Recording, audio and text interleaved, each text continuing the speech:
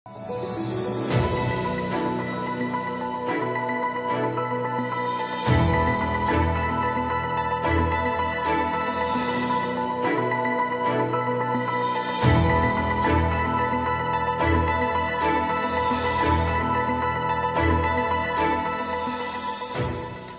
টেলিভিশনের নিয়মিত আয়োজন শেভরন বিশ্বময় করোনা অনুষ্ঠানে আপনাদের স্বাগত। এই অনুষ্ঠানে আমরা করোনার দেশে বিদেশে সবশেষ আপডেট, করোনার সংক্রমণ থেকে মুক্ত থাকতে আমাদের করণীয় এবং যারা আক্রান্ত হয়েছেন তাদের চিকিৎসা, আমাদের স্বাস্থ্য খাতের চিত্র এবং অর্থনীতি ও জীবনযাত্রায় এর প্রভাব, এই সব কিছু নিয়ে আমরা আলোচনা করি। এই আলোচনায় আপনিও যুক্ত হতে পারেন, জানাতে পারেন আপনার কোনো অভিজ্ঞতা অথবা প্রশ্ন করতে পারেন আমাদের পর্দায় দেখানো নাম্বারে। আজকে আমরা এই আলোচনার জন্য যাদেরকে স্টুডিওতে আমাদের অনলাইনে যুক্ত করেছি তাদের সঙ্গে প্রথমে পরিচয় করে দিচ্ছি। আমাদের সঙ্গে রয়েছেন চট্টগ্রাম থেকে শিশুরোগ বিশেষজ্ঞ অধ্যাপক ডাক্তার বাসনা মোহরী। অধ্যাপক বাসনা মোহরী, আপনাকে স্বাগত। আমাদের সঙ্গে রয়েছেন বঙ্গবন্ধু শেখ মুজিব মেডিকেল বিশ্ববিদ্যালয়ের মেডিসিন বিভাগের সহযোগী অধ্যাপক ডাক্তার শামীম আহমেদ। ডাক্তার শামীম, আপনাকেও স্বাগত। আমাদের সঙ্গে যুক্ত হয়েছেন আমেরিকা থেকে আমেরিকা প্রবাসী সাংবাদিক তাপস বড়ুয়া। তাপসদা, আপনাকে আমরা বৈশাখী টেলিভিশনের এই আলোচনায় স্বাগত জানাচ্ছি। আমাদের এই আলোচনায় কোনো এক পর্যায়ে যুক্ত হবেন অনুসন্ধানী সাংবাদিক এবং নিউ ইয়র্ক টাইমসের বাংলাদেশ প্রতিনিধি জুলফিকার আলী মানিক। আমরা তার কাছ থেকেও আলোচনা শুনব। আলোচনায় যাবার আগে একটু দেখতে চাই আজকে আমাদের সবশেষ পরিস্থিতিটা কেমন ছিল করোনা ভাইরাস। আজ দুপুরে স্বাস্থ্য অধিদপ্তর সংবাদ ব্রিফিংয়ে যে তথ্যগুলো দিয়েছে সেটার দিকে আমরা একটু নজর দিতে চাই। গত 24 ঘন্টায় নতুন করে আক্রান্ত হয়েছে একদিনে সর্বোচ্চ 1162 জন। এ নিয়ে সর্বমোট আক্রান্ত মানুষের সংখ্যা 17,822।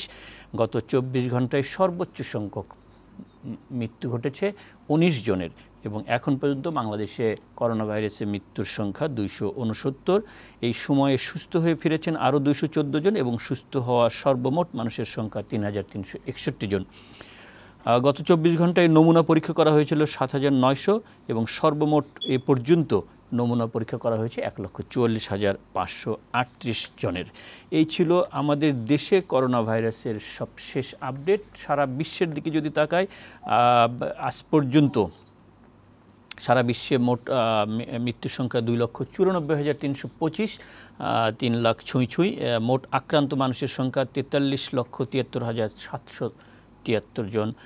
সুস্থ হয়ে ফিরেছেন 16,21,456 জন। এখন পর্যন্ত বিশ্বের বিভিন্ন দেশে হাসপাতালগুলোতে জটিল রোগীর সংখ্যা, যারা চিকিৎসাধীন রয়েছেন এরকম মানুষের সংখ্যা 46,000।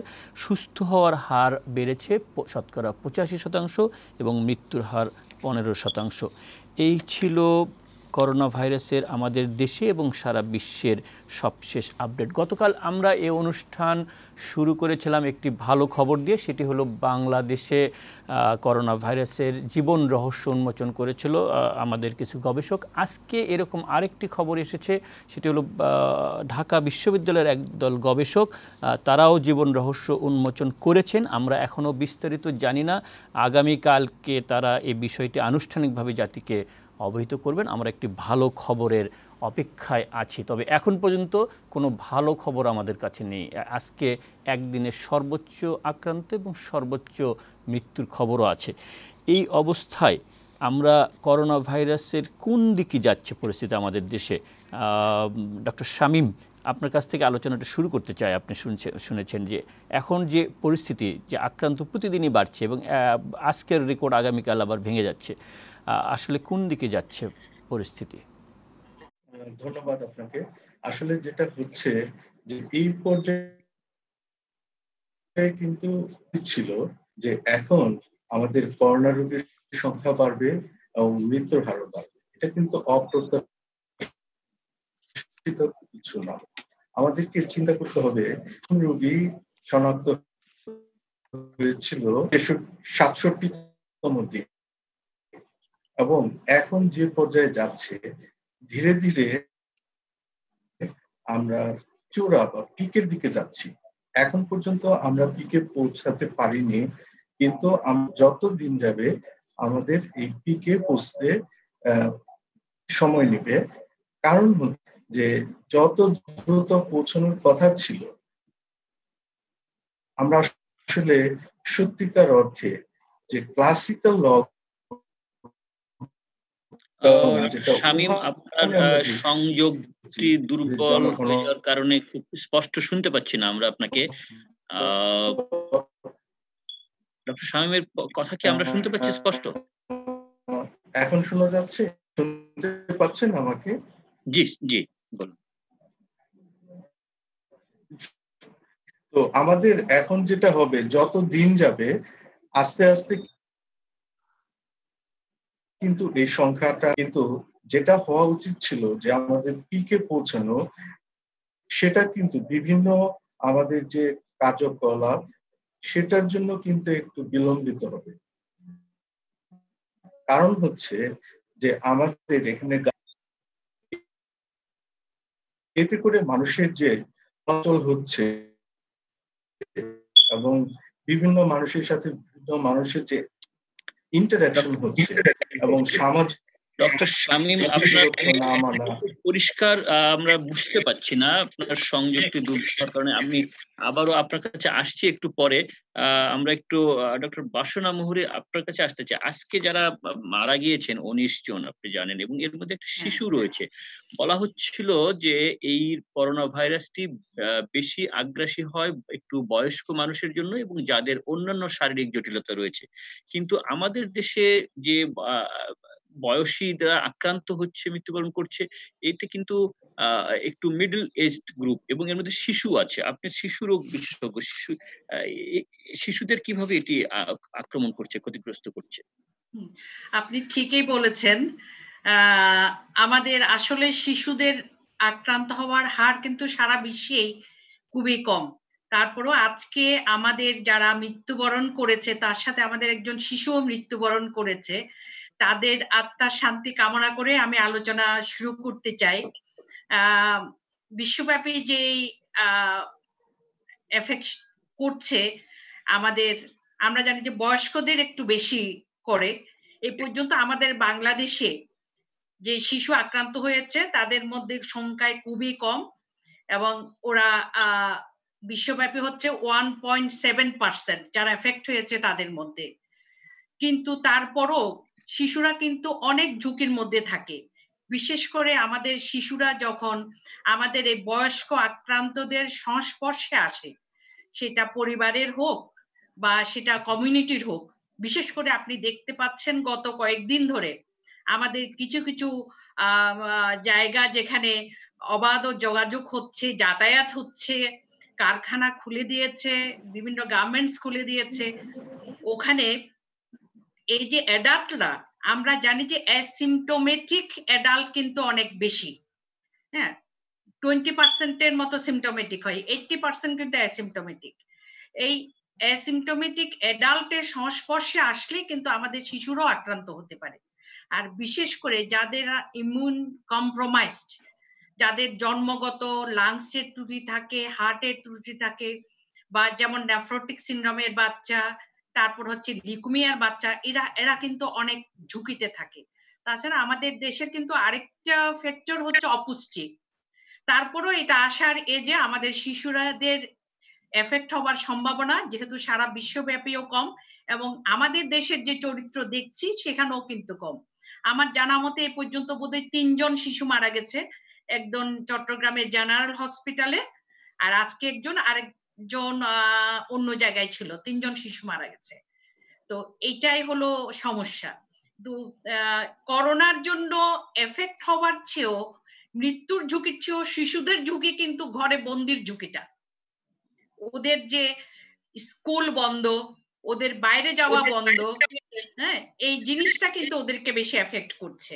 তো আমি তারপরেও বলবো, এই গত কিছুদিন যে হারে অ্যাডাল্টরা আক্রান্ত হচ্ছে, এখানে কিন্তু আমাদের শিশুদের আক্রান্ত হওয়ার ঝুঁকিও বেড়ে যাচ্ছে। আমি সেটাই মনে করছি। তো শিশুদের সুরক্ষার জন্য তাহলে করণীয় কি পরিবারের জন্য? পরিবারে প্রত্যেকে শিশুদের সুরক্ষার জন্য শিশুদেরকে শেখাতে হবে আমাদের দৈনন্দিন যে এগুলি করোনা প্রতিরোধের যে শিষ্টাচার, বারে হাত ধোয়া, পরিষ্কার পরিচ্ছন্ন থাকা, যেখানে সেখানে হাত দিয়ে সেটা নাকে মুখে না দেওয়া, সেই জিনিসগুলা আমাদের ঘরে বা পরিবারে যে বয়স্করা থাকে তাদেরকে আমাদের শিশুদেরকে শেখাতে হবে। এটার কোনো বিকল্প কিছু নেই।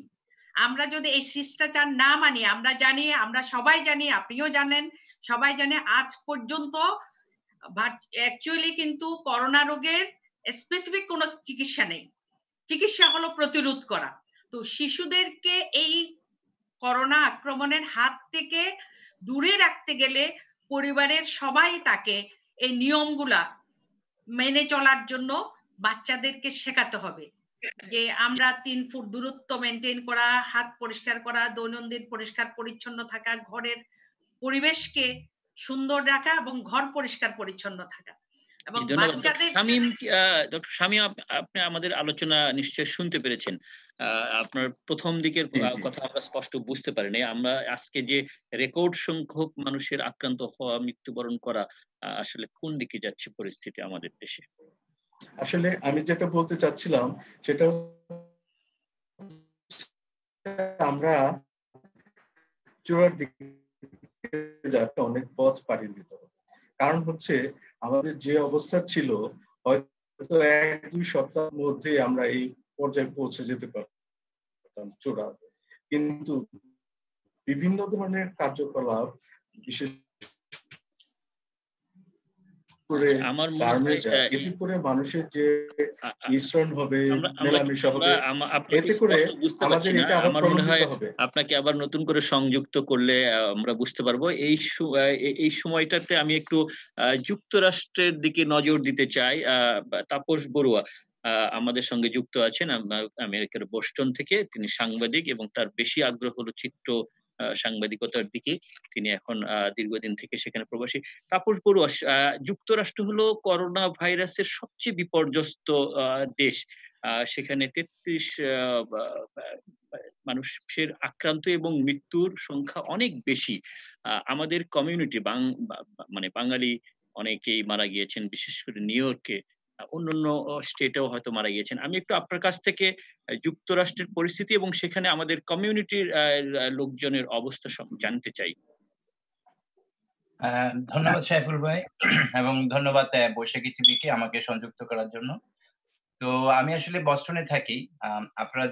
আপনারা তো সব দেখছেন মিডিয়াতে। বিশেষ করে যুক্তরাষ্ট্রের পরিস্থিতি খুবই খারাপ নিউ ইয়র্কের পরে খুব খারাপ নিউ জার্সি, তারপর কিন্তু আমাদের এই স্টেট ম্যাসাচুসেটস এবং বস্টনে অনেক এফেক্টেড। এখন এটা 3rd পজিশনে আছে।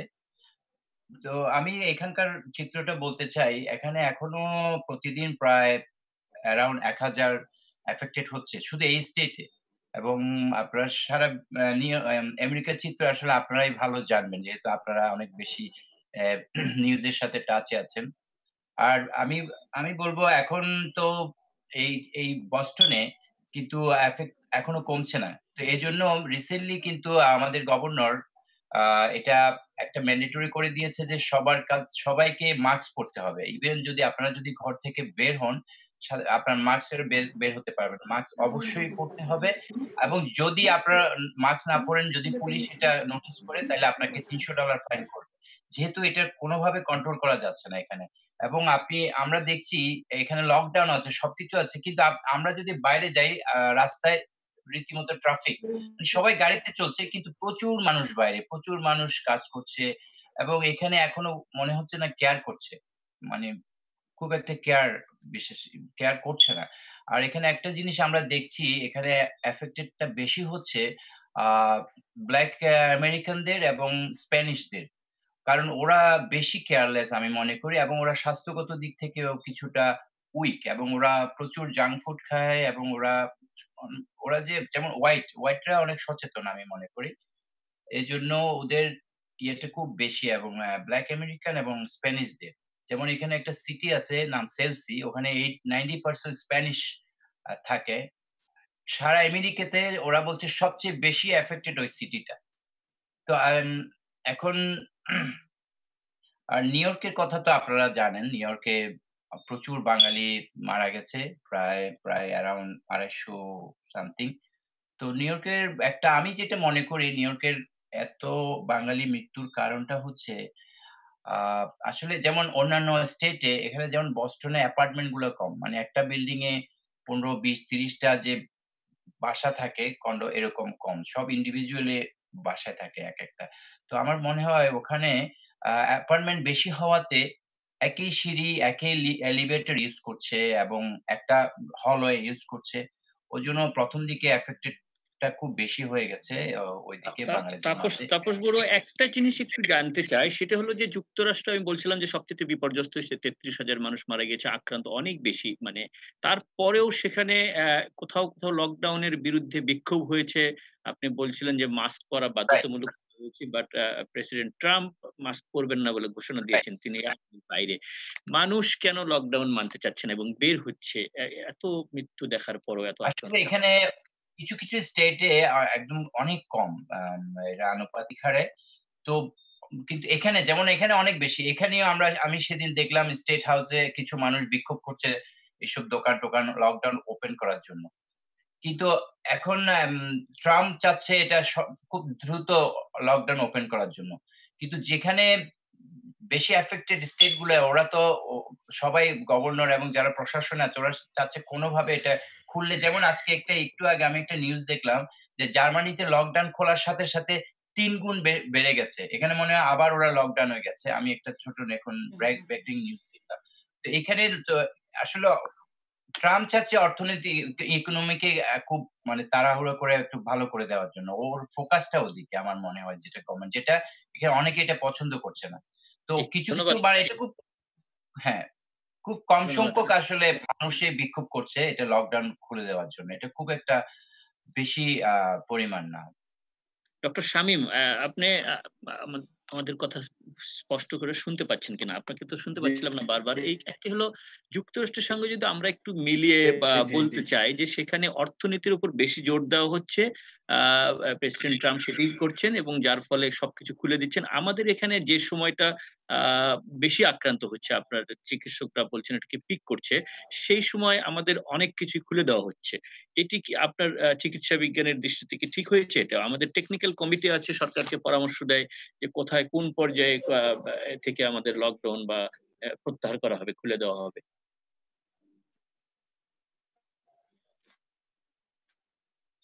আসলে একটা যখন প্যান্ডেমিক হয় তখন প্যান্ডেমিক আসলে একটা হয় না, 3টা প্যান্ডেমিক হয়। একটা হচ্ছে ভাবে, একটা হচ্ছে ভয়, আরেকটা হচ্ছে কাজ নাই, অভাব, খাবার নাই, এরকম একটা অর্থনৈতিক প্যান্ডেমিক। যে ধান দিয়ে কি হবে, মানুষের যান যদি না থাকে। আসলে এই যে ধান এবং যান, বাংলাদেশ একটা প্যারাডক্স, আমরা অনেক সময় বলি বাংলাদেশ প্যারাডক্স, যে অর্থনৈতিক ভাবে খুলে দেওয়াটা, এটা আসলে কতটা যুক্তিযুক্ত সেটা সময় বলে দিবে। তবে যেটা হচ্ছে, হয়তো একটা বিবেচনা ছিল যে সামনে আমাদের ঈদ এবং এই সময় অনেক বেচা কেনা হয়, যে কখনো আমাদেরকে ডক্টর শামীম, আমরা একটা একজন দর্শক ফোন করতে চান, আমাদের সঙ্গে কিন্তু যুক্ত হয়েছেন। আমরা এখন যদি দর্শকের প্রশ্নটা নিয়ে আবার আসছি এই আলোচনায়। প্রিয় দর্শক, আপনার পরিচয় দিয়ে প্রশ্ন করুন। জি, আসসালামু আলাইকুম। প্রথমে আমি ধন্যবাদ জানাচ্ছি বৈশাখী টেলিভিশনকে, একইভাবে আপনাদেরকেও আমি ধন্যবাদ জানাচ্ছি, আপনাদেরকে অভিনন্দনও জানাচ্ছি। আমার নাম নিত্যগোপাল তুতু, আমি ঢাকা থেকে বলছি।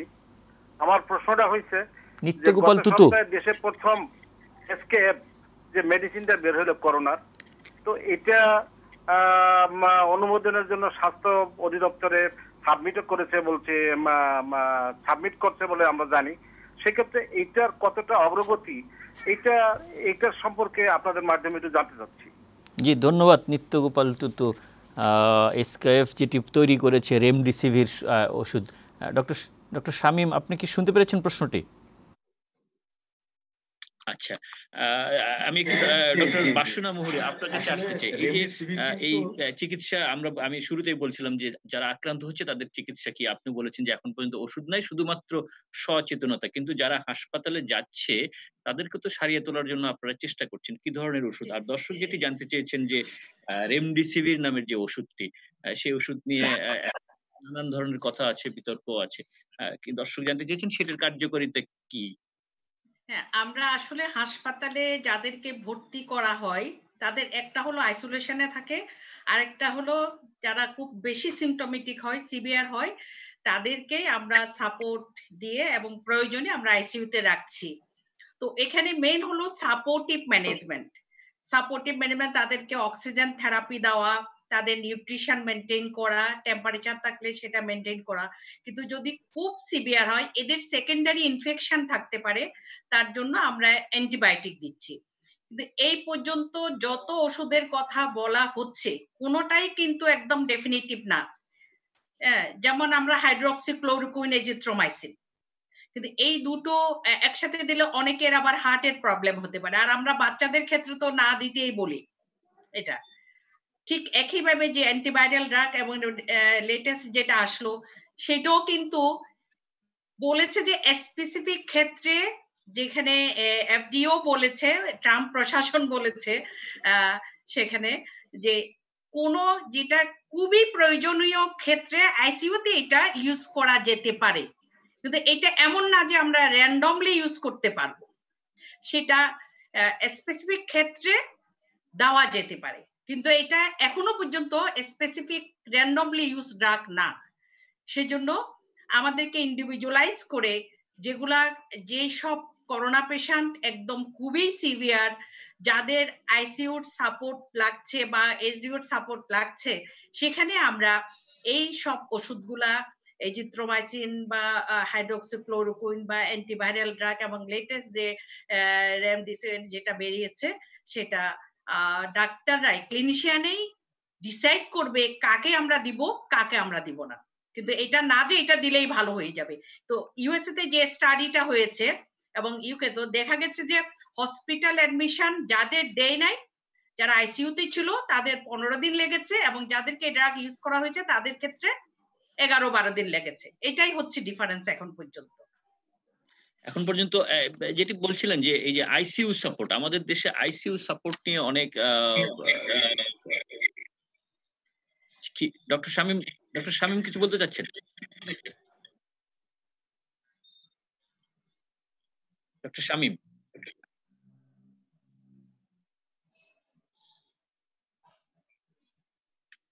আমরা ডক্টর শামীমের সংযুক্তি আমি একেবারেই আমরা শুনতে পাচ্ছি না। আমরা আশা করবো যে ডক্টর শামীম এক পর্যায়ে আবার শুনবো। আমাদের সঙ্গে যুক্ত হবার কথা সাংবাদিক জুলফিকার আলী মানিক, আমরা কি তাকে যুক্ত করতে পেরেছি? আচ্ছা, তাপস বড়ুয়া, আমি একটু জানতে চাই এই যে আপনার কাছে আপনার যুক্তরাষ্ট্রের অভিজ্ঞতা, এবং আপনি নিশ্চয়ই সেখান থেকেই বাংলাদেশের পরিস্থিতির উপর নজর রাখছেন। বাংলাদেশে যা করা হচ্ছে, সেখানে লকডাউন মানবার জন্য আইন এবং সেখানে জরিমানার ব্যবস্থা করা হয়েছে, কিন্তু আমরা এখানে ঈদের কেনাকাটা করবার জন্য মার্কেট ওপেন করে দিয়েছি, গার্মেন্টস কারখানা খুলে দিয়েছি, এবং তার ফলে কি হয়েছে যে গত ৩ দিন থেকে এখানে মার্কেট শপিং মলগুলো খোলা, এবং ৩ দিন পর আজকে সর্বোচ্চ সংখ্যক মানুষ আক্রান্ত এবং মৃত্যুর খবর আমরা পাচ্ছি। এটা কি মানে আপনি কিভাবে দেখেন? আমি মনে করি এখানকার মানুষ অনেকটা সচেতন, তবুও সচেতনতা যে এত কম এখানকার মানুষ, আমি আসলে ধারণাটা ছিল না। এখানকার মানুষ কিন্তু আমি ভাবতাম খুব সচেতন, তবু মানুষ কিন্তু বের হচ্ছে শপে। আমি যদি গ্রোসারিতে যাই, ওখানে প্রচুর মানুষ কিন্তু ভিড়। তো বাংলাদেশের অবস্থাটা তো হওয়ার কথাই। বাংলাদেশের মানুষ আমি মনে করি আমাদের এখানকার মানুষের চেয়ে কিছুটা সচেতন আরো কম। আর বাংলাদেশের খুব একটা বেশি ধারণা হয়ে গেছে। আগে থেকে বলা হয়েছে যে ওয়ার্ম কান্ট্রি, যেখানে খুব গরম সেখানে করোনা ভাইরাসটা কম। এই ধারণাটা আমি যাদের সাথে বাংলাদেশে কথা বলি অনেকের কাছে এটা। এজন্য অনেকের ধারণা আসলে আমাদের এখানে অনেক গরম, আপনাদের ওখানে আমেরিকাতে অনেক ঠান্ডা। ডিফারেন্সটা এখানে। এজন্য এই ধারণা থেকে মানুষ কিন্তু বের হচ্ছে প্রচুর, বাংলাদেশে খুব কেয়ার করছে না। এবং আপনি যেটা বলছেন এখন সব দোকানপাট খুলে যাচ্ছে, মানুষ ভিড় করছে। তো আমরা তো এখান থেকে বসে সবকিছু দেখতে পাচ্ছি, যে চিত্রটা দেখি সবখানে ভিড়। এবং আমি চট্টগ্রামের ইপিজেড এর কথা বলি, ইপিজেড এর কিছু কিছু আলোকচিত্র সাংবাদিকদের ছবি দেখে আমি মানে আশ্চর্য হয়ে গেছি। এখানে আমার কিছু আমেরিকান বন্ধু আছে, ওদের কাছে আমার কিছু ছবি শেয়ার হয়, ওরা দেখে ওরা সারপ্রাইজ হয়ে গেছে এত ভিড় কেমনে হয় এই সময়টাতে। তো এই জিনিসগুলো, যেমন ইপিজেডটা আপনি হয়তো চিটাগাং এর ইপিজেড এর অবস্থাটা দেখে, যখন গার্মেন্টস ছুটি হয় তখন একটা বিশাল ক্রাউড। তো এই ক্রাউড এই সময়ে এটা কোনো পৃথিবীর কেউ চিন্তাই করতে পারে না। তো এই দৃশ্যটা এখন সবখানে, এখন যেমন শপিং মল যখন খুলে দিয়েছে ওখানে এই চিত্রটা দেখা যাবে।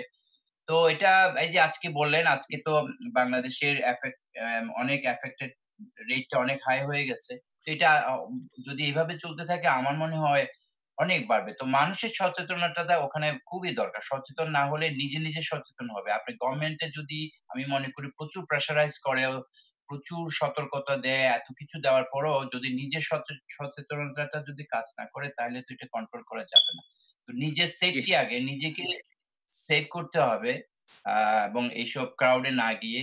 তো না হয়তো এটা অনেক বাড়তেই থাকবে। বাংলাদেশে আমার মনে হয় অনেকটা, এতদিন আমরা ভাবতাম, আমরা কিন্তু আমেরিকা যারা বাঙালিরা আছে ওরা সবসময় ভাবতো যে বাংলাদেশে কিন্তু খুব, যেহেতু আমেরিকাতে এত দ্রুত এত বেশি ছড়িয়ে যাচ্ছে, বাংলাদেশের অবস্থা কি হবে? ওখানে তো আরো বেশি হওয়ার কথা। কিন্তু তুলনামূলকভাবে এতদিন বাংলাদেশ অনেক ভালো ছিল আমরা মনে করছি এখানকার তুলনায়, এবং এটা আমাদের ধারণা চলে গেছে বাংলাদেশে অনেক কম হবে। স্বাস্থ্যমন্ত্রী বলেছেন যে ইউরোপ আমেরিকার চেয়ে বাংলাদেশের অবস্থা অনেক ভালো আছে। অধ্যাপক বাসনা মুহুরী, আমরা কি আসলেই ভালো আছি? আপনার কাছে কি মনে হয়? হয়তো আপাত দৃষ্টিতে ভালো মনে হচ্ছে, আমরা আমাদের টেস্টের সংখ্যা বলি, এই যে গত 2-3 দিন যখন টেস্টের সংখ্যা বেড়ে গেল, আমাদের এফেক্টেডও আমরা বেশি পাচ্ছি, মৃত্যুর হারও বেশি পাচ্ছি। তো তারপরেও মনে হয় আমরা বোধহয় ইউরোপিয়ান কান্ট্রি, আমেরিকা থেকে একটু বেটার আছে, কিন্তু সেটা একেবারে কনক্রিট বলা যাবে না এখন। আমাদের সামনের কয়েকটা সপ্তাহ, আমি কয়েকটা দিন বলবো না, হ্যাঁ, কয়েক সপ্তাহ আমাদের কিভাবে যায় সেটার উপর নির্ভর করবে আমাদের আগামী দিনগুলা কিরকম, আমরা কি আদৌ ভালো আছি কিনা। একটা জিনিস আপনারা চিকিৎসা বিজ্ঞানের দৃষ্টিতে কিভাবে মিলান, যে এই যে তাপস বড়ুয়া যেটি বলছিলেন, আমরাও দেখছি যে যখন গার্মেন্টস কারখানাগুলো খোলা হয় এবং ছুটি হয়, কাজে যায় এবং কাজ থেকে যখন ফিরে, ইপিজেডে যে ক্রাউড হয়, দলে দলে হাজার হাজার ওয়ার্কার একসঙ্গে ঢুকছে, একসঙ্গে বের হচ্ছে, কিন্তু সেই তুলনায় আমাদের একদিনে টেস্ট করা হয়েছে 7,900, 1100-র মতো সংক্রমিত পাওয়া গেছে। সেই তুলনায় কি মানে আরো অনেক বেশি টেস্টের করা দরকার না? হ্যাঁ, অবশ্যই আরো বেশি টেস্ট করা দরকার। আমি তো মনে করি অ্যাটলিস্ট আমাদের 50,000 টেস্ট হওয়া দরকার। সেই সক্ষমতা কি আমাদের আছে, আমাদের স্বাস্থ্য বিভাগের? আমাদের মনে হয় যে আমাদের সক্ষমতা আছে, কিন্তু আমাদের হয়তো সব পরিকল্পনা, সব সমন্বয়ের বোধহয় কোথাও কোনো, আমি একজন চিকিৎসক হিসাবে সেটা মনে করছি, অন্তত 50,000 না হলে এটা তো ধাপে ধাপে 20-30,000 তো করা যায়। হ্যাঁ, এই যে গার্মেন্টস যখন খোলা হলো, এত দলে দলে মানুষ সব জায়গায়, হ্যাঁ, আজকে তো বিভিন্ন চ্যানেলে নিউজে দেখছিলাম, শুধু গার্মেন্টস কেন, হাট বাজার সব জায়গায় সবাই হাঁটছে, গল্প করছে, মাস্ক পরছে না। আর গার্মেন্টসে তো যাচ্ছে, সেটা তো খোলার সময় কথা ছিল যে শিষ্টাচার মেনে সবাই যাবে, দূরত্ব রেখে যাবে, কিন্তু সেটা তো কোথাও নাই। এই যে আমাদের গণজমায়েত আমরা যেভাবে দেখছি, যেভাবে মানুষের চলাচল দেখছি, এটাতে যদি আমাদের টেস্টের হার আরো বাড়তো, আমাদের সংক্রমণের হারও আমরা বেশি দেখতে পারতাম, প্রকৃত চিত্রটা হয়তো জানা যেত। ধন্যবাদ ডাক্তার বাসনা মুহুরী। আমরা এবং তাপস বড়ুয়া, আমরা এই আলোচনায় ফিরবো, একটু বিরতি নিচ্ছি, আবার আসছি। প্রিয় দর্শক, আমাদের সঙ্গেই থাকুন, ফিরছি ছোট্ট একটা বিরতির পর।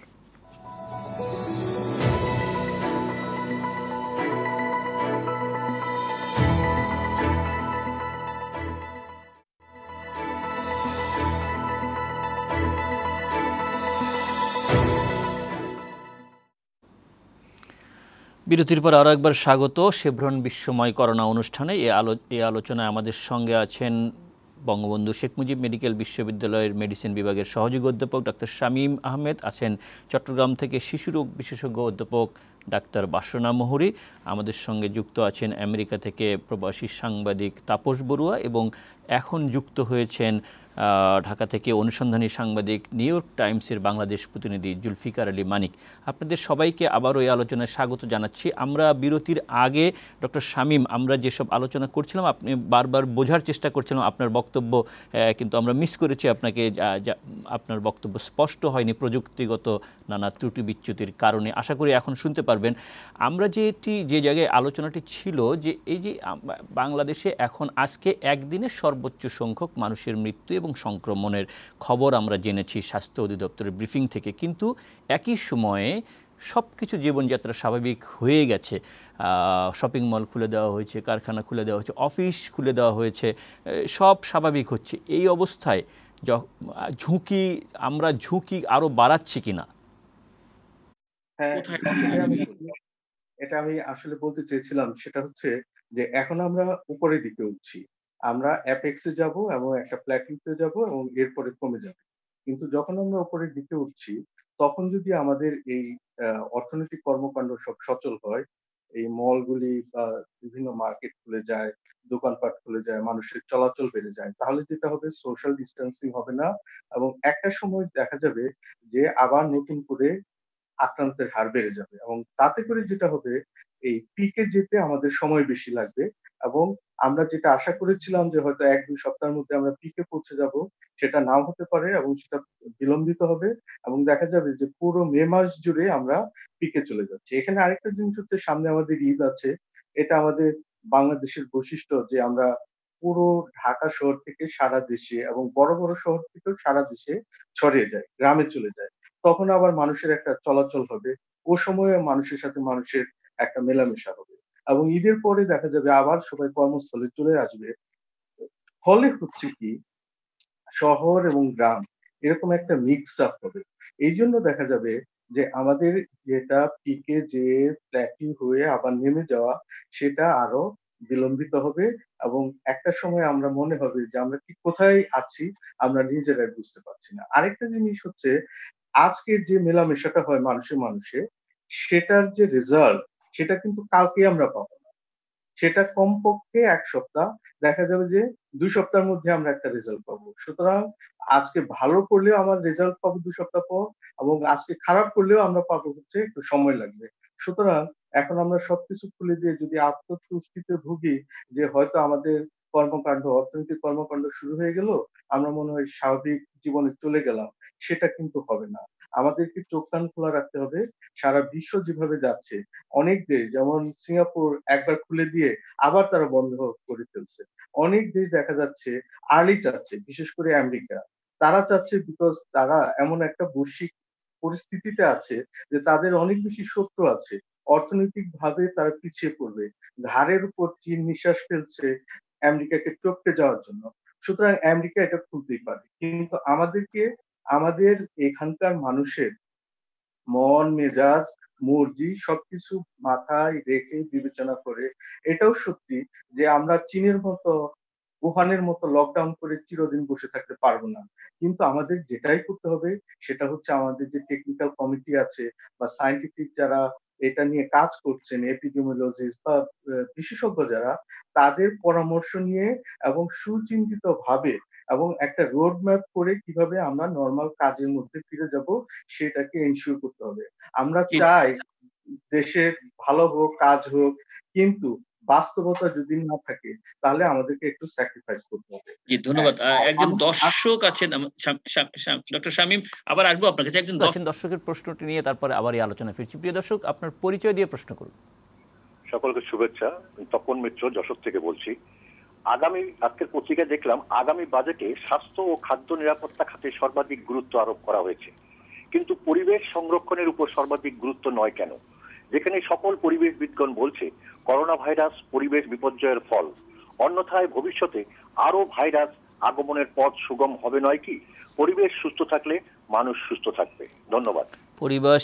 পরিবেশ না স্বাস্থ্য খাত, বাজেটে কোনটাকে গুরুত্ব দেওয়া উচিত, এটি প্রশ্ন। আমি জুলফিকার আলী মানিক, আপনি নিশ্চয়ই শুনছিলেন ডক্টর শামীমের যে আশঙ্কার কথা, যে একটি সময়ে ডাক্তারদের লেখা, ডাক্তারদের বক্তব্য, এপিডেমিওলজিস্টদের যে পূর্বাভাস ছিল যে মে মাসের মধ্যে হয়তো এটা পিক শেষ হয়ে যাবে, কিন্তু এখন তার যে আশঙ্কা এটি আরও প্রলম্বিত হবে হয়তো। কিন্তু একই সময়ে আমরা দেখছি যে ছুটি বাড়ানো হচ্ছে, সাধারণ ছুটি বাড়ানো হচ্ছে এই কারণে যে আপনি ঘরে থাকবেন, নিরাপদ থাকবেন, সংক্রমণটা কমবে। কিন্তু ছুটি বাড়িয়ে অন্যান্য সব কিছু উন্মুক্ত করে দেওয়া হচ্ছে। এখন কেবলমাত্র বাস ছাড়া, যাত্রীবাহী বাস এবং আন্তঃজেলা বাস ছাড়া সব কিছুই মুক্ত। এটা কি দ্বিমুখী মনে হয় আপনার কাছে? এটা কি ঠিক হয়েছে? ধন্যবাদ। আসলে এটা যদি এক শব্দে বলি, এটা একটা স্ববিরোধিতা আমার কাছে মনে হচ্ছে। এবং এই স্ববিরোধিতা এখন নাই, এই স্ববিরোধিতাটা আসলে আমরা মার্চ মাস থেকেই দেখে আসছি। মার্চ মাস থেকে যখন থেকে বলা হচ্ছে জনসমাগম এড়িয়ে চলতে, যখন মানুষকে বলা হচ্ছে গণপরিবহন এড়িয়ে চলতে, যখন বলা হচ্ছে দূরত্ব বজায় রাখতে, সামাজিক, তখনও আমরা দেখেছি যারা বলছেন, অর্থাৎ নিজেরা তারা মানছিলেন না, তারা করছিলেন নিজেরা উল্টা। ফলে তারা মানুষকে বলছিলেন একটা, আর তাদের কর্মকাণ্ড দেখে মানুষ বুঝছিল আরেকটা। ফলে এই স্ববিরোধিতা যেটা মার্চ মাস থেকে আমরা দেখে আসছি সরকারি বিভিন্ন কর্তৃপক্ষের কর্মকাণ্ডে, সেটা আজকে মে মাসের মাঝামাঝিতে এসেও আমরা দেখছি। মানে আপনি যেটা বলছেন সেটা খুবই সঠিক, যেটা বিশেষজ্ঞরা যেই জিনিসটা প্রেডিক্ট করেছিলেন, ভবিষ্যৎটা বলেছিলেন যে মেতে আমরা পিকে উঠে তারপরে নেমে যাব, আমরা শুধু এই একটা লাইনই শুনেছি, কিন্তু আমরা শুনতে চাইনি কোন কোন শর্ত পালন করলে আমরা মেতে পিকে উঠে নিচে নামবো। আমরা কি ওই শর্তগুলো পালন করেছি কি করি নাই, এই জিনিসটা কিন্তু আমরা কেউ বলি নাই, কারণ শর্তটা আমরা জানি না। ডেফিনেটলি এই শর্তের মধ্যে লকডাউন একটা, ডেফিনেটলি শর্তের মধ্যে ঘরে থাকতে হবে, সামাজিক দূরত্ব বজায় রাখতে হবে, এগুলি কিছুই যে আমরা করি নাই সেটা আমরা মার্চ মাস থেকে মের মাঝামাঝি পর্যন্ত দেখছি। এবং এই স্ববিরোধিতা মের মাঝখানে এসেও আপনি আমাকে বলছেন যে তুমি দোকান খুলে ফেলো, আবার আপনি আমার পাড়ার কাস্টমারদেরকে বলছেন তুমি ঘরে থাকো। তাহলে আমি দোকান খুলে কি মাছি মারবো কিনা আমাকে বলতে হবে, আমাকে তো কাস্টমার আসতে দিতে হবে। আপনি সবাইকে বলছেন তুমি ঘরে থাকো, আবার আমাকে বলছেন তুমি দোকান খুলো, এটা তো কোনো কথা হতে পারে না। এটা তো একটা খুব সাধারণ শিশুও বুঝে যে এর মধ্যে অনেক হাস্যরসাত্মক কর্মকাণ্ড বিদ্যমান। ফলে আমার কাছে যেটা মনে হচ্ছে, শুধু স্ববিরোধিতাই না, সরকার আসলে এই সংকটটা কিভাবে মোকাবেলা করতে চায়, এটা সুদূর প্রসারী কি পরিকল্পনা, এটি বরাবরই আমার কাছে অত্যন্ত অস্বচ্ছ মনে হয়েছে।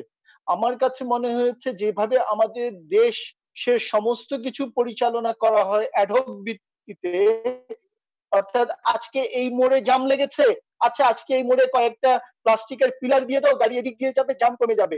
দুদিন পরে দেখা গেল না এটা কাজ করে নাই, আচ্ছা ওই দিক দিয়ে কয়টা প্লাস্টিকের পিলার দাও, ওই দিক দিয়ে গেলে জাম কমবে। এই যে অ্যাডহক ভিত্তিতে যাবতীয় সিদ্ধান্ত নেওয়া, এটা করোনা ভাইরাস মোকাবেলার ক্ষেত্রেও আমার মনে হয়েছে যে ঘটেছে, যেটা উন্নত দেশ করেনি। হ্যাঁ সত্য, উন্নত দেশও অনেক ঝামেলায় পড়েছে, কিন্তু তাদের পরিকল্পনাটা স্পষ্ট বুঝা গেছে তারা কোথা থেকে ফাইটটা শুরু করে কোথায় কিভাবে এগিয়ে কোথায় শেষ করতে চায়। কিন্তু আমরা কোথায় শুরু করেছি আর কোথায় শেষ করতে চাই এটা আমরা জানি না। আমার কাছে খুব সন্দেহ হচ্ছে সরকারের সত্যিকারের পলিসিটা কি হার্ড ইমিউনিটির পলিসি, নাকি সত্যি মানুষকে রক্ষা করে এক সময় এই করোনা ভাইরাসটাকে আস্তে আস্তে আস্তে আস্তে একদম শূন্যের কোঠায় ছড়ানো নিয়ে আসার পলিসি। আমি ঠিক পরিষ্কার নয়।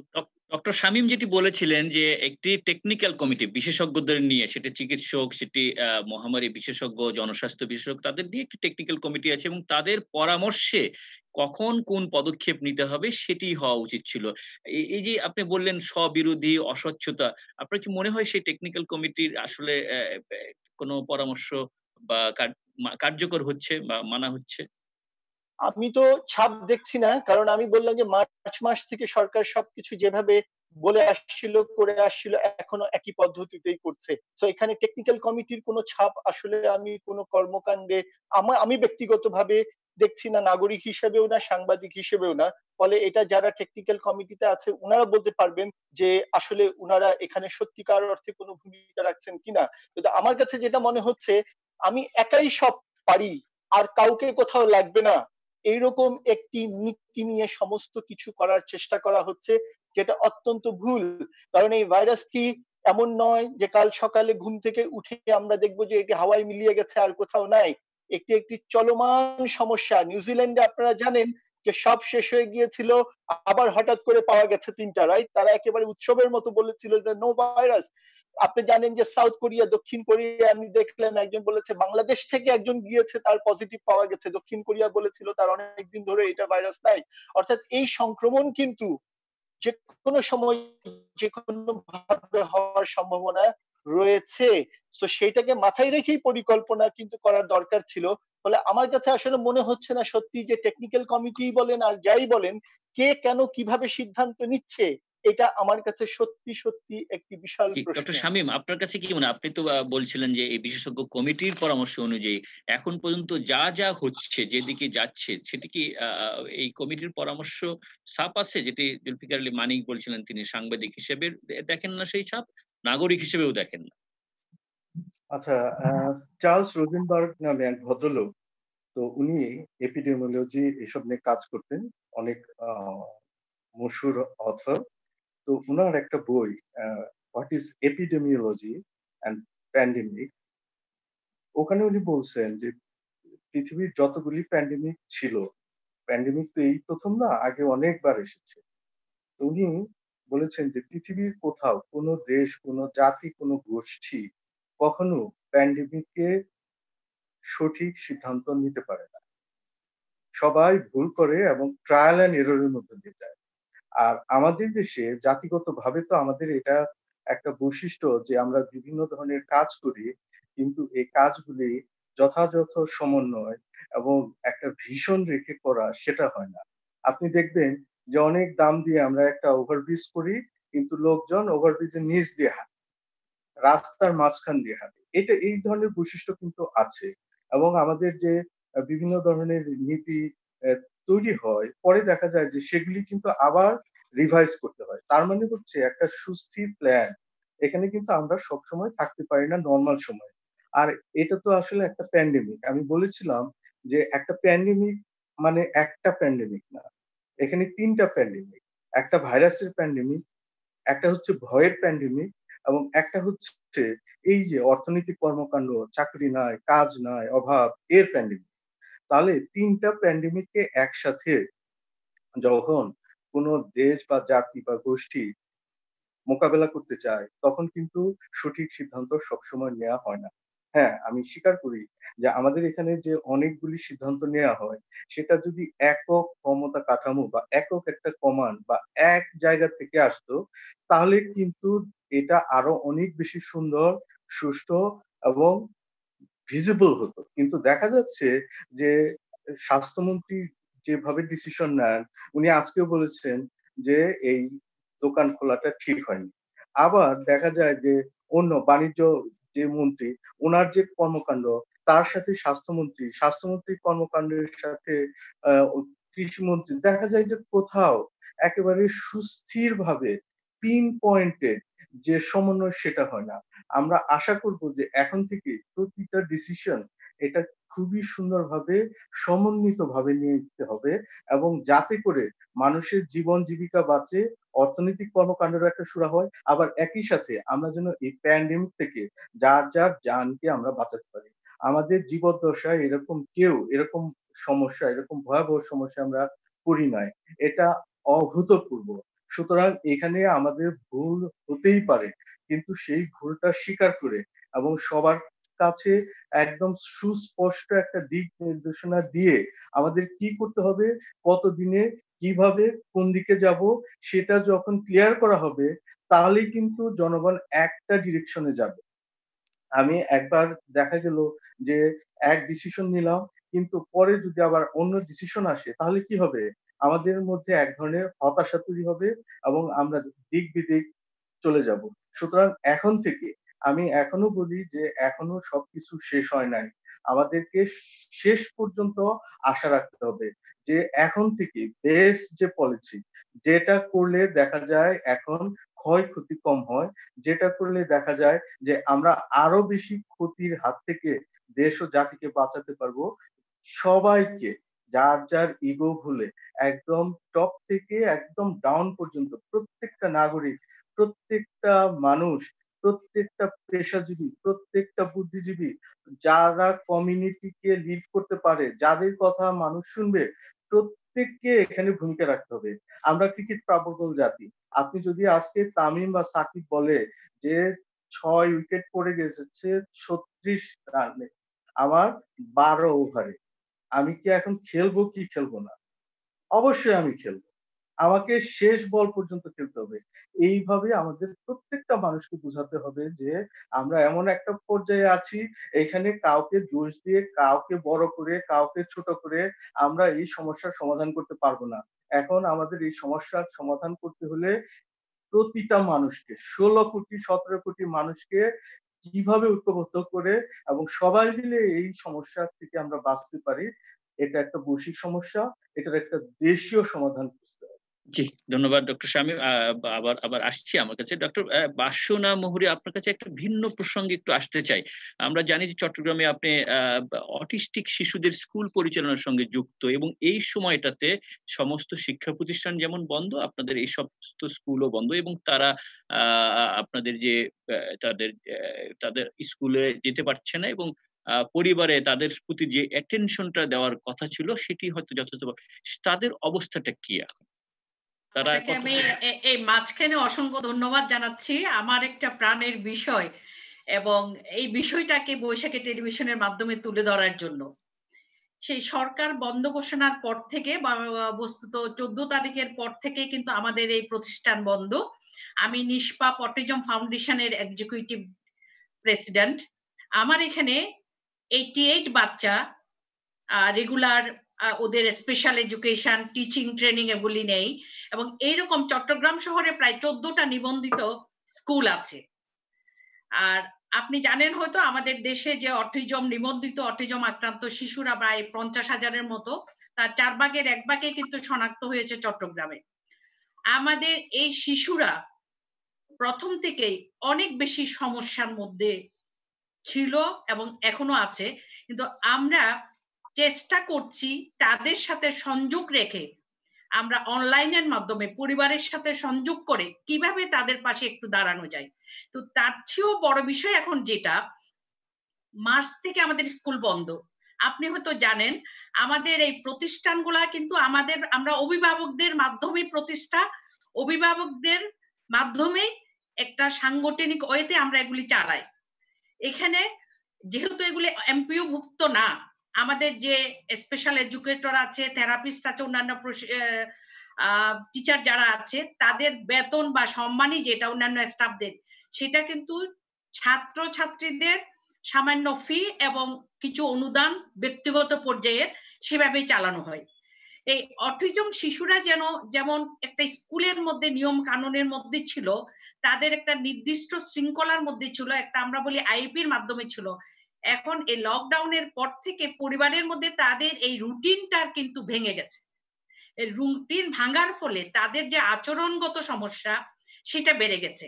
সেটা আমরা ব্যক্তিগতভাবে প্রতিষ্ঠান থেকে চেষ্টা করছি সেটাকে মানার জন্য, আমাদের অভিভাবকদের সাথে যোগাযোগ রেখে। এর আগে আমি যে কথাটা বলছিলাম সেটা তো আমরা সমাধানের চেষ্টা করছি, এবং সরকারও ডিজি হেলথের মাধ্যমে কিছু গাইডলাইন তৈরি করে দিয়েছে যে প্রতিবন্ধীরা, অটিস্টিক শিশুরা কিভাবে এই লকডাউনের মধ্যে ঘরে রাখতে হবে, সেটা আমরা টিচাররা মিলে, এক্সিকিউটিভরা মিলে আমরা সেটা সমাধানের চেষ্টা করছি। তো এখন আমরা সামনে পড়ছি বড় একটা সমস্যায়, যেটা ডক্টর শামীম বললেন। এই শিক্ষকদের বেতন কিন্তু আমরা প্রতিষ্ঠান থেকে দেই, এদেরকে গত 3 মাস ধরে আমরা বেতন দিতে পারছি না, কারণ প্যারেন্টসরা দিচ্ছে না।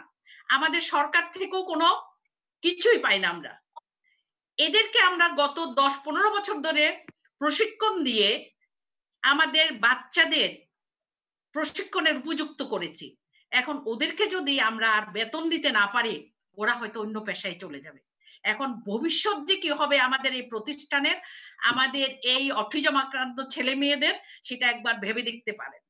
তো আমরা অবশ্য আমি এই বৈশাখী টেলিভিশনের মাধ্যমে যারা শুনছেন, আমি সরকারের কাছে এটা আবেদন জানাই, এই শিক্ষা প্রতিষ্ঠানগুলোকে বাঁচিয়ে রাখার জন্য এবং এই অটিজম পরিবারের অটিজম বাচ্চাদের পাশে দাঁড়ানোর জন্য এই দিকটাও কিন্তু সরকারেরও ভেবে দেখা উচিত এবং আমাদের সমাজের যারা বিত্তশালী চিত্তশালী আছেন তাদেরও ভেবে দেখা উচিত এবং আমাদের এই প্রতিষ্ঠানগুলির পাশে দাঁড়ানোর।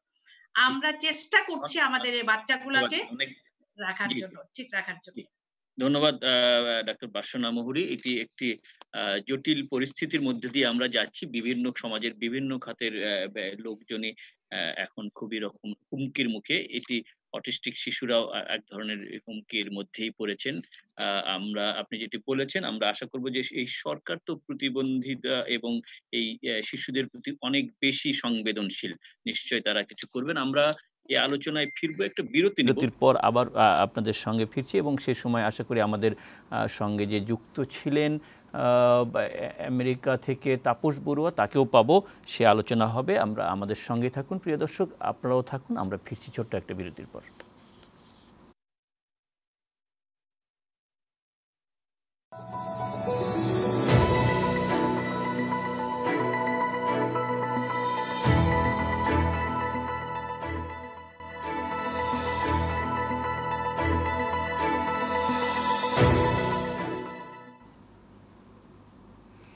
বিরতির পর আবারও স্বাগত শেভরন বিশ্বময় করোনা অনুষ্ঠানে। আমরা আলোচনা করছিলাম করোনার সবশেষ আপডেট নিয়ে। দেশে এবং বিদেশে আমাদের সঙ্গে আছেন বঙ্গবন্ধু শেখ মুজিব মেডিকেল বিশ্ববিদ্যালয়ের সহযোগী অধ্যাপক ডক্টর শামীম আহমেদ, আছেন অনুসন্ধানী সাংবাদিক জুলফিকার আলী মানিক এবং আমেরিকা থেকে যুক্ত আছেন তাপস বড়ুয়া, প্রবাসী সাংবাদিক।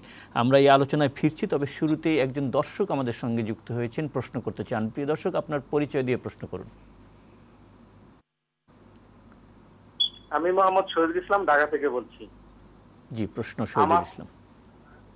হ্যাঁ, আমার প্রশ্নটা হলো যে আমাদের এই যে মানে এক এক মন্ত্রী এক এক মানে সমন্বয়হীনতা, আচ্ছা আমাদের বিজ্ঞ আলোচকের কাছে প্রশ্ন এটা, এই সমন্বয়হীনতা থেকে আমরা কিভাবে বের হয়ে আসতে পারি? সমন্বয়হীনতা থেকে কিভাবে বেরিয়ে আসতে পারি সে আলোচনায় হচ্ছিল বিরতির আগে। আমি একটু ডক্টর শামীম আপনার কাছে একটু অন্য প্রসঙ্গে আসতে চাই। এই অনুষ্ঠানের শুরুতে যেটি বলেছিলাম যে গতকালকে একটি খবর, আমাদের জন্য আশার খবর নিয়ে এই অনুষ্ঠানটা শুরু করতে পেরেছিলাম। সেটি হলো বাংলাদেশে করোনা ভাইরাসের জীবন রহস্য উন্মোচন করেছেন দেশের কিছু গবেষক চাইল্ড হেলথ রিসার্চ ফাউন্ডেশনের পক্ষ থেকে। এবং আজকে আমি শুরুতেই বলেছি ঢাকা বিশ্ববিদ্যালয়ের কিছু গবেষক তারাও এই জীবন রহস্য উন্মোচন করেছেন, যেটি তারা আনুষ্ঠানিকভাবে আগামীকাল জানাতে চান। একটু চিকিৎসা বিজ্ঞানের ভাষায় সহজ করে আমি মানে জানতে চাই যে মানুষের জন্য এই জীবন রহস্য উন্মোচন করার ফলে কি হবে? আমরা কি এই ভাইরাস থেকে মুক্তি পাবো দেশের মানুষ? আসলে এটা সেটা হচ্ছে যে না, এটা হচ্ছে একটা প্রাইড এই জন্য যে আমরা প্রায়ই পত্রিকাতে পড়ি যে ওই দেশের জিন সিকোয়েন্সিং, সেই দেশের জিন সিকোয়েন্সিং।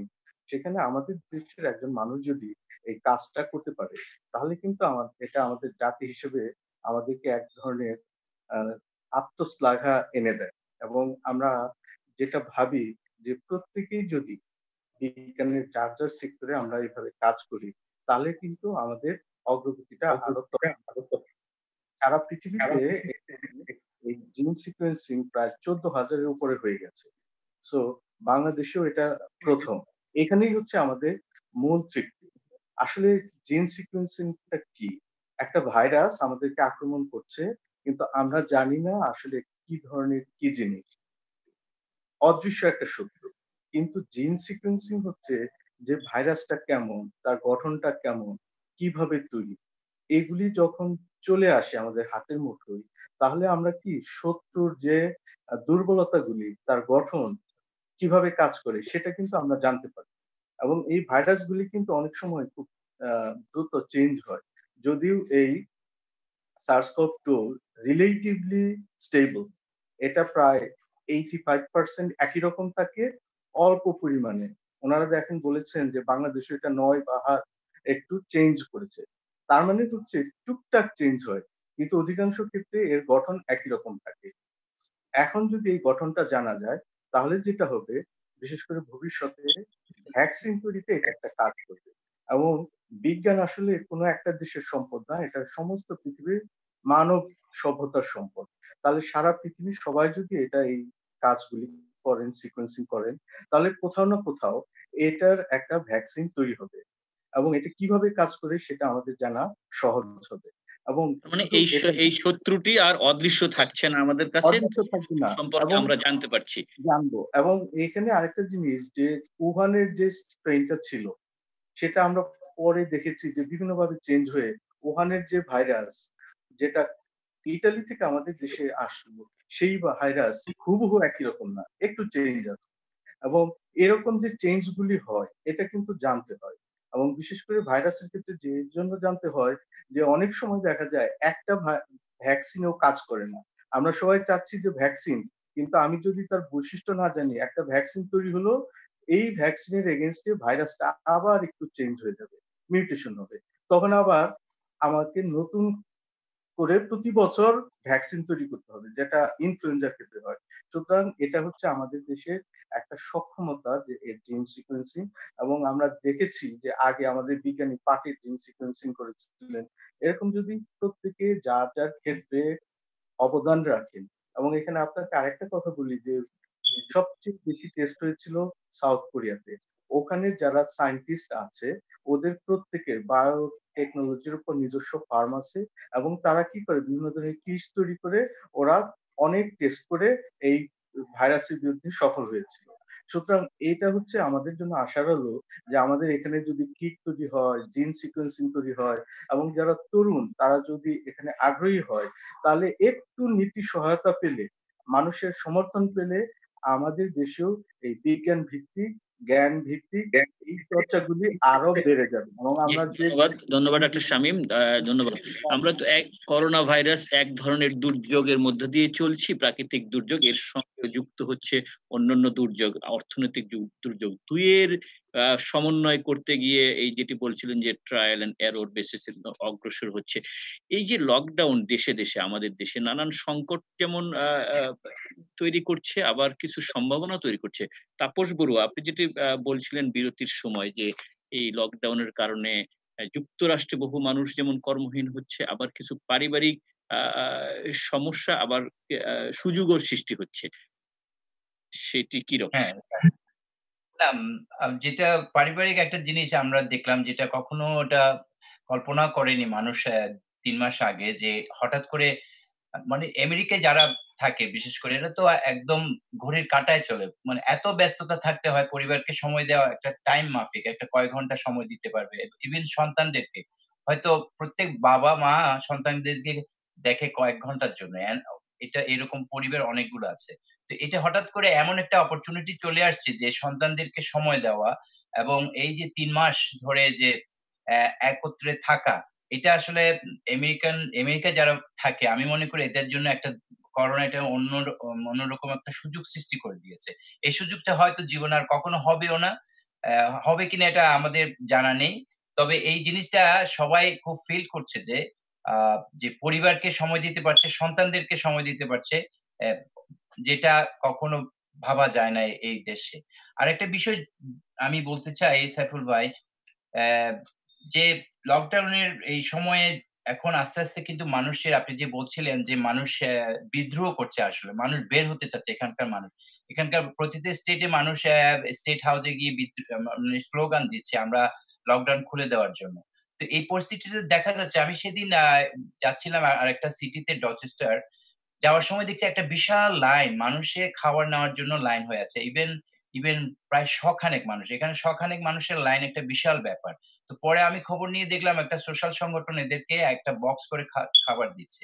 তো এই জিনিসটা এখানেও কিন্তু এফেক্ট পড়ছে, যে মানুষের মাঝে যে খাবারেরও এখন সংকট হয়ে গেছে। বিশেষ করে যারা আসলে এখানে প্যাচেক টু প্যাচেক জব করে প্রতি সপ্তাহে যারা কাজ করে টাকা পায়, ওদের জন্য খুব সমস্যায় পড়ছে। এবং এদের চিত্রটা আমি সেদিন দেখলাম যে বিভিন্ন সিটিতে কিভাবে লাইন করে মানুষ খাবার নিচ্ছে। এটি কিন্তু ঢাকায় বাংলাদেশে এই চিত্র আরো অনেক বেশি। এখনো প্রতিদিন প্রতি রাতে আমরা যারা বাইরে কাজ করি বা চলাফেরা করি, দেখবেন যে রাতের বেলা রাস্তার দুপাশেই অনেক মানুষ অপেক্ষায় থাকেন। কেউ একজন আসলেই তার দিকে ছুটে যান তারা। জুলফিকার আলী মানিক, আমরা আলোচনার একেবারে শেষ পর্যায়ে এই যে দুর্যোগ, একটি হলো জীবন বাঁচানোর দুর্যোগ, আরেকটা জীবিকা অর্জন। বিদেশ থেকেও বেঁচে থাকি, বেঁচে যায়, তারপরে অর্থনৈতিক অবস্থা দাঁড়াচ্ছে। এই দুইয়ের সমন্বয় করে কিভাবে মানুষের জীবনকে, নাগরিক জীবনকে সুরক্ষিত করা যাবে? মানে আমি ব্যক্তিগতভাবে এখনো মনে করি যেটা শুরু থেকে হয়নি এটা এখন করা যাবে না তা না। এটা এমন একটা সমস্যা যে বাংলাদেশের সমস্ত মানুষকে স্পর্শ করবে এই সংকটটা। এটা পৃথিবীর সমস্ত মানুষকে স্পর্শ করবে। তো একটা হচ্ছে বৈশ্বিক নেতাদের দায়িত্ব, বৈশ্বিক যে সংকট তৈরি হবে যেটা সমস্ত দেশের জন্য কমন, বৈশ্বিক নেতাদের উচিত হবে তারা বসে ঠিক করা যে কমন সংকটগুলো কিভাবে মোকাবেলা করা যাবে। এক, আর বাংলাদেশের জন্য যেটা দরকার হবে, আমরা আমাদের দেশের জন্য যেই সংকটগুলো, সেটা অর্থনীতি হোক, সেটা শিক্ষা হোক, সেটা স্বাস্থ্য হোক, সেটা বাসস্থান হোক, সেটা বাণিজ্য হোক, যাই হোক না কেন, সমস্ত সেক্টরের যেই সকল লোকজন বিষয়গুলো বোঝেন তাদেরকে বিলম্ব না করে একত্রিত করতে হবে। এবং এই একত্রিত করার ক্ষেত্রে যেটা আমাদের দেশের বড় সংকট, এখানে কে কোন দল করে, কে কোন মতের, এইটা দেখার আর কোনো সুযোগ এবং সময় নেই। এখন দেখতে হবে কার মাথায় সেই জ্ঞানটি আছে, সেই বুদ্ধিটি আছে, যিনি সেটা দিয়ে আমাদেরকে পরিকল্পনা গ্রহণের সঠিক পথ দেখাতে পারেন। এরকম লোকজনকে জড়ো করতে হবে। একলা চলো নীতি এটা দিয়ে হবে না। এবং শুধুই ব্যবসায়ীদের স্বার্থ দেখে আমি অর্থনীতি ঠিক করব, আমি আর কিছু দেখবো না, এটাতেও হবে না। আমার অর্থনীতি যেমন লাগবে, আমার বাণিজ্য যেমন লাগবে, আমার শিক্ষা যেমন লাগবে, আমার স্বাস্থ্য লাগবে, আমার বাসস্থান লাগবে, এই যে অটিজম শিশুদের লাগবে। ফলে সমস্ত একটা মহাপরিকল্পনার সময় এবং সবাইকে যুক্ত করতে হবে। এবং এখানে একটা যেটা বলি, এখানে যেহেতু আমাদের 17 কোটি মানুষকে সচেতন করার একটা বিশাল দায়িত্ব পড়ে গেছে। সচেতন করা মানে হচ্ছে এটা একটি যোগাযোগ, যোগাযোগ হচ্ছে একটি বিজ্ঞান, এটা একটি সায়েন্স। সো এই যোগাযোগ কমিউনিকেশন সায়েন্সের লোকদেরকেও যুক্ত করতে হবে যে এই বিশাল জনগোষ্ঠীকে আমি কোন প্রক্রিয়ায় কত দ্রুত এই সকল বিষয়ে সচেতন করতে পারবো, শিক্ষিত করতে পারবো। আমার যেমন উন্মুক্ত, আমি একটু যোগ করি এক লাইন, আমার যেমন উন্মুক্ত বিশ্ববিদ্যালয় আছে দূর শিক্ষণের ব্যাপারে, রাইট?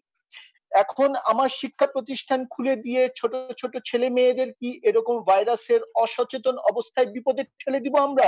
আপনি কি পিতা হিসাবে সন্তানকে এরকম ঠেলে দিতে পারবেন? পারবেন না। তাহলে আমার উন্মুক্ত বিশ্ববিদ্যালয়ের দূরশিক্ষণের যে জ্ঞান, এই জ্ঞান কাজে এখনই লাগানোর পরিকল্পনা করতে হবে। আপনি কি করে ঘরে রেখে, নিরাপদে রেখে সকল শিশু কে, ছেলে মেয়েদেরকে সেটা স্কুল কলেজ বিশ্ববিদ্যালয়ের এই শিক্ষা অব্যাহত রাখতে পারি। এই জন্য আমি উদাহরণ দুটো দিলাম যে সবাইকে যুক্ত করতে হবে। এবং কখনো যদি মনে করা হয় আমি ভাইরাসের চাইতে শক্তিশালী, আমার দল শক্তিশালী, তাহলে হবে না। মনে করতে হবে আমাদের সবাইকে যুক্ত করে এই সিদ্ধান্ত নিতে হবে। যুক্ত করার ক্ষেত্রে দল মত নির্বিশেষে যার জ্ঞান আছে তার জ্ঞানটাই নিতে হবে। জি, অনেক ধন্যবাদ জুলফিকার আলী মানিক। আমি ডাক্তার শামীম একদম শেষ 1 মিনিটের জন্য আপনার কাছে যেতে চাই, এই কারণে যে এখন যে বাস্তবতা, সবকিছু খুলে দেওয়া হয়েছে, এখন নিরাপদ থাকবে কিভাবে মানুষ সংক্রমণ থেকে? নিরাপদ থাকার সবচেয়ে হচ্ছে আপনি প্রত্যেকটা মানুষ ঘরে থাকুন, কোনো প্রয়োজন ছাড়া ঘরের বাইরে যাবেন না। ঘরের বাইরে গেলে অবশ্যই মাস্ক পরবেন, হ্যান্ড স্যানিটাইজার ব্যবহার করবেন, সামাজিক দূরত্ব বজায় রাখবেন এবং স্বাস্থ্যবিধি, বিশেষ করে হাঁচি কাশির যে স্বাস্থ্যবিধি, সেটা মনে চলবেন। এবং সবচেয়ে বড় জিনিস যেটা, সবসময় আশা রাখবেন। আমরা সবসময় মনে করি যে নিশ্চয় ভবিষ্যৎ অতীতের চাইতে উত্তম হবে। এই আশাটা সবসময় মনে রাখবেন। জি, অনেক ধন্যবাদ ডাক্তার শামীম। তাপস বড়ুয়া যুক্তরাষ্ট্র থেকে আমাদের সঙ্গে ছিলেন, জুলফিকার মানিক আপনাকেও ধন্যবাদ, এবং আমাদের সঙ্গে ছিলেন চট্টগ্রাম থেকে অধ্যাপক ডাক্তার বাসনা মুহুরী, আপনাকেও ধন্যবাদ আমাদের সঙ্গে এই আলোচনায় যুক্ত থাকবার জন্য। আশা মনোবল এই দুই নিয়েই বাঙালি এগিয়ে যাচ্ছে। আমরা আশা করি এই দুটির উপর ভিত্তি করেই আমরা নিরাপদ থাকতে পারবো, স্বাস্থ্যবিধি মেনে চলতে পারবো। প্রিয় দর্শক, আপনাদেরকে অনেক ধন্যবাদ। আপনারা ঘরে থাকুন, প্রয়োজন না হলে বাইরে যাবেন না, এবং করোনা ভাইরাসের সংক্রমণ থেকে মুক্ত থাকুন। শুভরাত্রি।